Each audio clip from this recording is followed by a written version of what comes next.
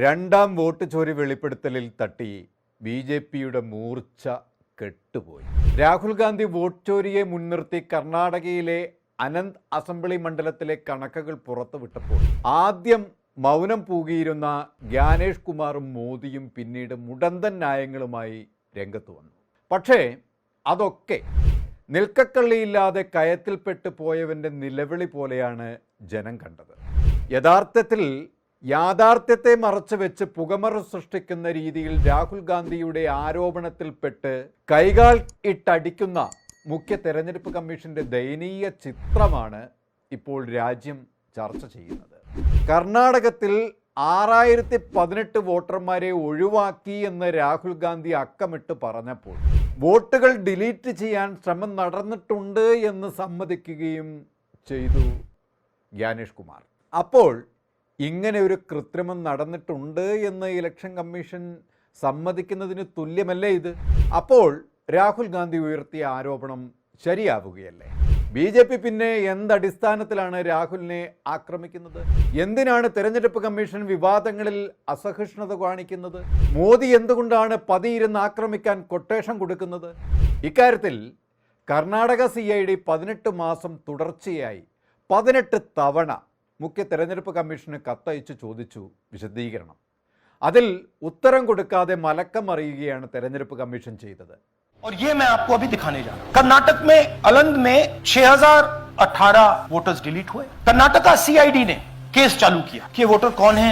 Karnataka CID ने हिंदुस्तान के election commission को 18 चिट्ठियां लिखी हैं। हमें आप ये इंफॉर्मेशन दीजिए। No answer. 18 चिट्ठी CID Karnataka, no answer from election commission. ഈ ശ്രമങ്ങൾ ഡിജിറ്റലായി നടക്കുമ്പോൾ ഒരു മൊബൈൽ നമ്പർ ഉണ്ടാകണമല്ലോ. എങ്കിൽ ഇതിൻ്റെ IP ഏത് മൊബൈലിലേക്കാണ് വരിക? ഇതിൻ്റെ ഇൻഫർമേഷൻ പോയത് ഏത് മൊബൈലിലേക്കാണ്? തുടങ്ങിയ കാര്യങ്ങൾ മറച്ചു വെച്ചു. രാഹുൽ ഗാന്ധി പറഞ്ഞ ഈ നീക്കം ചെയ്യൽ നടന്നിട്ടുണ്ടോ ഇല്ലയോ എന്ന ഉള്ള ഒരു വ്യക്തമായ വിശദീകരണം തരാതെ ഇപ്പോൾ പറഞ്ഞ ശ്രമം അത് മതി. ആ ശ്രമം അതാണ് ഞങ്ങൾ ഭയക്കുന്നത്. അപ്പോൾ ആ ശ്രമത്തെക്കുറിച്ച് ഇലക്ഷൻ കമ്മീഷന് ധാരണയുണ്ട് അല്ലേ? അതിന്മേൽ എന്ത് നടപടി കമ്മീഷൻ കൈക്കൊണ്ടു? അത് പറയാനുള്ള ബാധ്യതയില്ലേ ഇലക്ഷൻ കമ്മീഷന്? അമാനുഷികമായ കഴിവുള്ള ആളുകളാണോ ബി.ജെ.പി. സർക്കാരിൻ്റെ കാലത്തെ ഉദ്യോഗസ്ഥർ? മെഗാ സൂപ്പർ പവർ കൊണ്ടല്ലേ പ്രവർത്തിക്കുന്നത് അവർ? ആണോ? അവർക്ക് 36 സെക്കൻഡിൽ 2 ഡിലീറ്റ് ആപ്ലിക്കേഷൻ സമർപ്പിക്കണമെന്നുണ്ടെങ്കിൽ അത് നടത്താൻ കഴിഞ്ഞത് സൂപ്പർ പവർ കൊണ്ട് തന്നെയാണ്. അല്ലാതെ മാനുവലായി അത് സാധ്യമല്ല ആർക്കും. ആ പവർ ബി.ജെ.പിക്ക് മാത്രമാണുള്ളത്. അല്ലെങ്കിൽ അതിനുവേണ്ടി ഒരു സോഫ്റ്റ്വെയർ ഉപയോഗിച്ചിട്ടുണ്ട്. അതാണ് രാഹുൽ ഗാന്ധി ഒരു സോഫ്റ്റ്വെയർ ഇതിനു വേണ്ടി ഉപയോഗിച്ചിട്ടുണ്ട് എന്ന് സമർത്ഥിക്കുന്നത്. NSVP, VHA, ഗരുഡ ഈ സോഫ്റ്റ്വെയറുകൾ ഉപയോഗിച്ചുകൊണ്ടാണ് ഈ നീക്കം ചെയ്യൽ ക്രമക്കേട് നടന്നിട്ടുള്ളത്. അപ്പോൾ ആരാണ് 5994 വോട്ടുകൾ, അതും കോൺഗ്രസിന് മുൻതൂക്കമുള്ള ബൂത്തുകളിലെ വോട്ടുകൾ ഡിലീറ്റ് ചെയ്യാൻ അപേക്ഷ കൊടുത്തത്? Targeted deletions in strong Congress booths. The top 10 booths with maximum deletions are Congress strongholds. Congress won 8 other 10 booths in 2018. This was not a coincidence. This is a planned operation. Rahul Gandhi ഉയർത്തിയ ഈ കൊള്ളയുടെ വിശദാംശങ്ങൾ ചോദിച്ചപ്പോൾ തെരഞ്ഞെടുപ്പ് commission പറഞ്ഞു, നിങ്ങൾ സത്യവാങ്മൂലം സമർപ്പിക്കൂ എന്ന്. അപ്പോൾ അനുരാഗ് ഠാക്കൂറിന് ഈ നിയമം ബാധകമല്ലേ? രാഹുലിൻ്റെ ചോദ്യത്തിന് സത്യവാങ്മൂലം വേണം. 90,000 വോട്ടിൻ്റെ ആരോപണം വയനാട്ടിൽ ഉന്നയിച്ചപ്പോൾ ഈ ഇലക്ഷൻ കമ്മീഷൻ്റെ നാവ് മോദിയുടെ അടുക്കളയിലായിരുന്നു. ഫോൺ നമ്പർ 6 ഉപയോഗിച്ച് വോട്ട് ചേർക്കുകയും ഫോം നമ്പർ 7 ഉപയോഗിച്ച് വോട്ടുകൾ ഡിലീറ്റ് ചെയ്യുകയും ചെയ്യുന്നത്.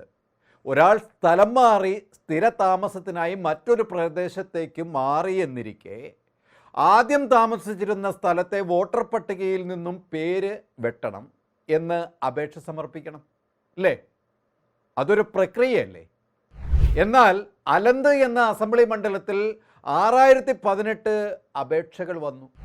ഇതിൽ അവർ അന്വേഷണം നടത്തിയപ്പോൾ വ്യക്തമായത് 24 എണ്ണം ഒഴിച്ച് 5994 എണ്ണവും വ്യാജ ആപ്ലിക്കേഷനുകൾ ആയിരുന്നു എന്നാണ്.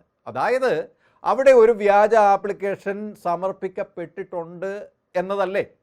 അങ്ങനെ ആപ്ലിക്കേഷൻ വന്നിരിക്കുന്ന ബൂത്തുകൾ പരിശോധിച്ചാൽ മനസ്സിലാകും, ആ ബൂത്തുകളൊക്കെ കോൺഗ്രസിന് വ്യക്തമായ ലീഡ് നിലനിർത്തുന്ന ബൂത്തുകളിൽ നിന്നുമാണ് ഈ വോട്ടർ ഡിലീഷന് അപേക്ഷ വന്നിട്ടുള്ളത്.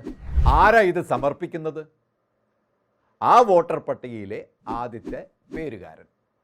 ഈ ആപ്ലിക്കേഷൻ കൊടുത്തു എന്ന് പറയുന്ന ആൾ, അതായത് ഡിലീറ്റ് ചെയ്യപ്പെട്ട ആൾ പറയുകയാണ്, എൻ്റെ വോട്ട് നീക്കം ചെയ്യാൻ ഞാൻ അപേക്ഷ കൊടുത്തിട്ടില്ല എന്ന്, എനിക്കിതിനെക്കുറിച്ച് ഒരറിവുമില്ല എന്ന് ഈ വ്യക്തി അങ്ങനെ വാദിക്കുമ്പോൾ, അപ്പോൾ ആരാണ് ഈ നീക്കം ചെയ്യാനുള്ള അപേക്ഷ കൊടുത്തത്? അതല്ലേ രാഹുൽ ഗാന്ധി ചോദിച്ചത്. ആപ്ലിക്കേഷൻ കൊടുക്കുമ്പോൾ ഒരു മൊബൈൽ നമ്പർ വേണം, അതിൽ ഒരു OTP വരും. ആ OTP ടൈപ്പ് ചെയ്താൽ മാത്രമേ പ്രക്രിയ നടക്കൂ. എന്നിരിക്കെ വ്യാജ മൊബൈൽ നമ്പർ ഉപയോഗിച്ച് 12 ഡിലീഷൻ ഗോദാബായിയുടെ പേരിൽ അവിടെ നടന്നു. ഈ 12 പേരിൽ ആരും ഈ ഡിലീഷൻ അറിഞ്ഞിട്ടുമില്ല. അപ്പോൾ ആരാണ് ഇതിൻ്റെ പിന്നിൽ? ആർക്കും ഉത്തരവില്ല. ഉത്തരം നൽകേണ്ട ഇലക്ഷൻ കമ്മീഷന് മിണ്ടാട്ടവുമില്ല. പ്രിയങ്ക ഗാന്ധി MP-യും ഇക്കാര്യത്തിൽ ഇടപെട്ട് ജനത്തോട് സംസാരിച്ചു. സത്യമറിയാൻ നമുക്ക് അവകാശമുണ്ട്. അതിനാൽ ഈ വോട്ട് ചോരിക്കെതിരെയുള്ള കോൺഗ്രസിൻ്റെ ഒപ്പ് ശേഖരണ ക്യാമ്പയിൻ ഞാൻ ഉദ്ഘാടനം ചെയ്യുന്നു, പ്രിയങ്ക ഗാന്ധി പറഞ്ഞു. ജനാധിപത്യത്തെ സംരക്ഷിക്കാൻ ഇന്ത്യയിലെ ജനങ്ങൾ ഈ ഒപ്പ് ശേഖരണ ക്യാമ്പയിൻ്റെ ഭാഗമാകണം. ഇനി ഇന്ത്യ ഇതുവരെ കാണാത്ത സമര മുന്നേറ്റവുമായി രാഹുലും പ്രിയങ്കയും ഇന്ത്യയിൽ കുതിക്കും. വോട്ടുകൾ കൊള്ള ചെയ്ത് അധികാരത്തിൻ്റെ സുഖശീതള ഛായയിൽ ഉറങ്ങുന്ന മോദിയുടെ ഉറക്കം കെടും എന്നത് ഉറപ്പായി കഴിഞ്ഞു. കൂടുതൽ വാർത്തകൾക്കും വിശേഷങ്ങൾക്കും ഞങ്ങളുടെ channel like, share and subscribe ചെയ്യുക. കൂടാതെ സബ്സ്ക്രൈബ് ബട്ടണിലെ ബെല്ലൈക്കൻ എനേബിൾ ചെയ്യാനും മറക്കരുത്.